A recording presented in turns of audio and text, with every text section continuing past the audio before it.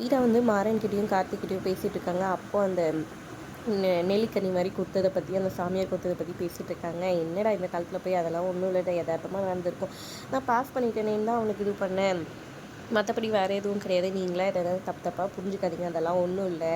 இந்த காலத்தில் இதெல்லாமா நான் முக்கியமான விஷயம் சொல்ல வந்தேன், மாமாவை காணோம், அதுக்காக தான் வந்தேன் அப்படின்ற மாதிரி சொல்கிறாங்க. மாமா காலைல கூப்பிட்டேங்க, இங்கே தான் இருப்பாங்க அப்படின்னு மாறேன்னு சொல்ல, இல்லை கோயிலுக்கு போயிட்டு வரேன்னு சொன்னாரா, யாரையோ வர சொல்லியிருக்காரு பார்க்கணுன்னு சொல்லிட்டு. அப்படியெல்லாம் இருக்க மாட்டார்ல, இன்னும் வரவே இல்லைடா, எனக்கு ரொம்ப பயமாக இருக்குது அப்படின்னு சொல்ல, சரி விடு நானும் கார்த்திக்கும் தேடிட்டு வரேன்னு சொல்லிட்டு கார்த்திக் ஒரு பக்கம், இவர் ஒரு பக்கம் தேடுறாரு. வீராவுமே ஒரு பக்கம் தேடிட்டு வராங்க. ரொம்ப நேரமாக பைக்கில் எங்கேயும் தேடிட்டு வர.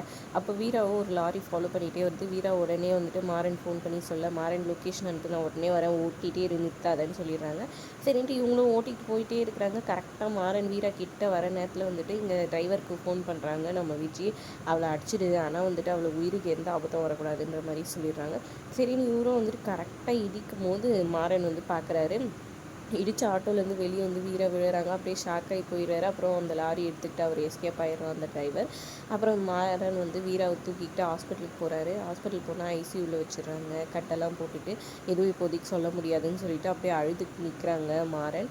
அதுக்கப்புறம் கார்த்திக் ஃபோன் பண்ணி எங்கே தேடியும் கிடைக்கலடான்னு சொல்ல, இந்த மாதிரி வீரா கடிப்பட்டுச்சுடான்னு அழுதுகிட்டே சொல்கிறாரு. நீ கவலைப்படாத, நான் அத்தைக்கிட்ட சொல்லிட்டு நான் உடனே அங்கே வரேன், நீ பயப்படாதன்னு சொல்லிடுறாங்க. இங்கே ராகவுக்கு ஃபோன் பண்ணி அவங்க அப்பாவை காணும், இந்த மாதிரி நடந்துச்சுன்றதையும் சொல்லிடுறாரு கார்த்திக்கு.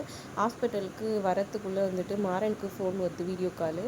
என்னடான்னு பார்த்தீங்கன்னா, அவங்க அப்பாவை கட்டி வச்சுருக்காங்க. யாரா நீங்கன்னு சொல்ல, நான் சொல்கிறதுக்கு உடனே வரணும், போலீஸ்க்கெல்லாம் போகக்கூடாது புரியுதான்ற மாதிரி மிரட்டுறாங்க. சரின்ட்டு உடனே மாறன் வந்துட்டு கதவு தட்டுறாரு. டாக்டர் உள்ளே இருக்காங்க. ஏன் சார் ட்ரீட்மெண்ட் வந்துட்டு கதவு தட்டுருக்கீன்னு கோவப்படுறாரு. Sir madam please madam, treatment எந்த வகையிலும் நிறுத்த வேண்டாம், ஒரு முக்கியமான வேலை, நான் போயிட்டு என்ன சார் நீங்கள் பொண்டாட்டிக்கு சீரியஸாக இருக்குது, நீங்கள் பாட்டுக்கு எங்கேயும் போகிறேன்னு சொல்லுவீங்க சார். மேடம் என் சூழ்நிலை புரிஞ்சுக்க மேடம், ப்ளீஸ்ன்னு கெஞ்சிட்டாரு. சரி ஓகே போங்கன்ற மாதிரி எதுவும் சொல்லாமல் கம்முன்னு போயிடுறாங்க.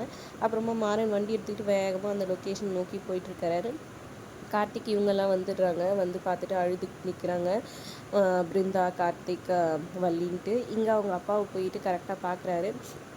அப்பான்னு போய் நிற்க, அப்போ வந்துட்டு ஒருத்தர் பெரிய ஆளாக இருக்கிறாரு. அவர் வந்துட்டு நீங்களா அப்படின்னு ஷாக்காகி மாறன் கேட்க, ஆமாம் உங்ககிட்ட அந்த சாமியார் கொடுத்த அந்த இது வேணும், எனக்கு கொடுத்துரு அப்படின்னு சொல்கிறாங்க. என்கிட்ட அப்படியெல்லாம் எதுவும் இல்லைங்க, விடுங்க எங்கள் அப்பாவை அப்படின்னு சொல்கிறாங்க. உங்ககிட்ட ஸ்ட்ரைட்டாக கேட்டால் கொடுக்க மாட்டேன், உங்கள் அப்பாவை கடத்திட்டு வந்தேன், ஒழுங்காக இப்போ கொடுக்குறியா இல்லை என்ன பண்ணுறதுன்னு சொல்லிட்டு மிரட்டி இது பண்ணிட்டு இருக்காரு. என்னடா அது ஒழுங்காக கொடுத்துட்றா அப்படின்னு அவங்க அப்பா ஒரு பக்கம் அப்படியே கொஞ்சம் மயக்கது உள்ளே சொல்லி கேட்டுட்ருக்காரு. என் பொண்டாட்டி அங்கே சீரியஸாக இருக்கா, ப்ளீஸ் நான் என் பொண்டாட்டியை போய் பார்க்கணுன்ற மாதிரி கெஞ்சிக்கிட்டு இருக்காரு. ஆனாலும் வந்துட்டு அவங்க கேட்குற மாதிரி தெரியல. அந்த நெல்லிக்காய் வந்துட்டு வேணுன்ற மாதிரி கேட்டுட்டு இருக்கிறாங்க. அதோட எபிசோட் முடியுது.